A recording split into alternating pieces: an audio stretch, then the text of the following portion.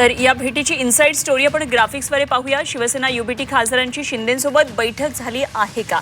तर बुधवारी रात्री बैठक झाल्याची ही चर्चा आहे। ठाण्यात तटस्थ ठिकाणी ही बैठक झाल्याची माहिती कळती आहे। तर बैठकीला 6 खासदार उपस्थित असल्या संदर्भात माहिती पुढे येते। तर अनिल देसाई वगळून 6 खासदार या बैठकीमध्ये असल्याची माहिती आहे। तर ओम निंबाळकर व्हिडिओ कॉलद्वारे या बैठकीमध्ये होते का, अशी चर्चा आहे। 6 जण शिवसेनेमध्ये जाण्यासाठी इच्छुक आहेत अशी माहिती सूत्रांकडून कळते।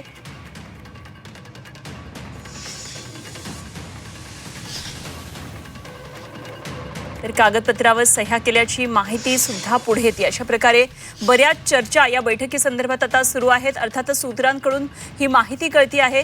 तेव्हा या सुनावणीआधी अशा अफवा पसरवल्या जातात असं सावंतांचं म्हणणं आहे। तर काय नेमके दिल्लीमध्ये या संदर्भातल्या घडामोडी घडलेल्या आहेत आणि या संदर्भात सविस्तर तपशिलांसाठी आपण जाऊया थेट दिल्लीमध्ये। माझी सहकारी आमच्या प्रतिनिधी उर्वशी खोना या संपूर्ण घडामोडींवर लक्ष ठेवून आहेत। उर्वशी, आपण पाहतोय आज सकाळपासून महाराष्ट्रातल्या राजकारणामध्ये पुन्हा एकदा भूकंपाचं हे वातावरण आहे। काही वेळापूर्वी अरविंद सावंत यांनी अत्यंत संतप्त होऊन एक पत्रकार परिषद घेतली, बातमीचा कडाडून विरोध केला आणि आपण अशा बैठकीमध्ये कधी गेलेलो नव्हतो नाही आणि बैठक झाली नसल्याचं त्यांनी म्हटलेलं आहे।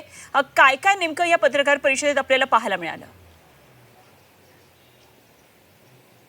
नुसतं अनुपमा सांगितलंच नव्हे तर लिहून पण दिलंय, कारण की वेगळ्या वेगळ्या पक्षातून अशाच प्रकाराने पक्षांतर केलं गेलं आहे। इथून तिथे लोक गेलेत, लोकांनी वेगळ्या वेगळ्या ज्या शपथ घेतल्या आहेत, लोकांनी सांगितलंय, माध्यमांशी बोलताना सांगितलंय आम्ही इथे जाणार नाही तिथे जाणार नाही, मात्र ऑपरेशन कुठे सक्सेसफुल होतं आणि एक खासदार जे एका आपल्याच पार्टीला सोडून दुसऱ्या पार्टीत जातो। म्हणून आज त्यांना जेव्हा विचारण्यात आलं की तुम्ही हे लिहून देणार का, तर अरविंद सावंत यांनी लिहून दिलं आणि सांगितलं मला उभं चिरलं तरी जाणार तरी चालणार, मी मेलो तरी आणि मला कोणी मारलं तरी मी हा पक्ष चेंज करणार नाही। इतकंच नव्हे तर त्यांनी जे आहे उद्धव ठाकरे यांच्याबरोबरची जी निष्ठा आहे ती आईच्या दुधाशी त्यांनी कंपेअर केलं आहे आणि सांगितलं की मी इतकं जे आहे बाळासाहेब ठाकरे यांना निष्ठावान आहे, त्यांच्या पक्षाला आणि उद्धव ठाकरे यांना निष्ठावान आहे।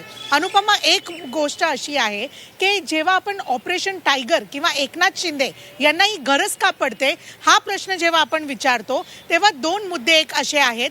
एक म्हणजे 24 एप्रिलला सुप्रीम कोर्टात आपल्याला माहिती आहे की शिवसेना पक्षचिन्ह आणि नाव याची सुनावणी आहे।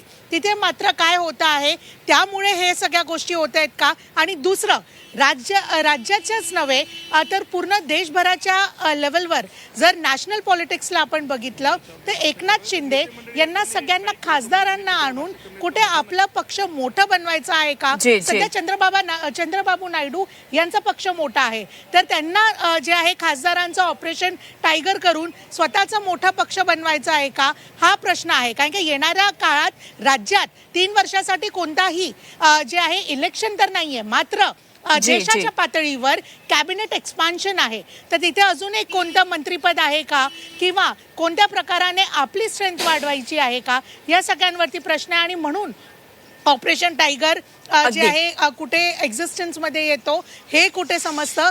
तसंच अरविंद सावंत किंवा उद्धव ठाकरे यांच्या संदर्भात जर आपण बोललात तर ही नाराजगी नक्कीच होती। इनफॅक्ट झी 24 तासने ब्रेक केलेली की मुंबईत जेव्हा खासदारांची बैठक झालेली कशा प्रकाराने नाराजी नाट्य समोर आलेलं, ते वेगळ्या वेगळ्या खासदारांचं। अगदी उर्वशी, हे सगळे या सगळ्या बैठकांच्या आणि ह्याच्या मागे नेमक्या काय काय घडामोडींची पार्श्वभूमी आहे या संदर्भात आपण सविस्तर वेळोवेळी चर्चा करत राहणार आहोत। अशा संपर्कात राहा।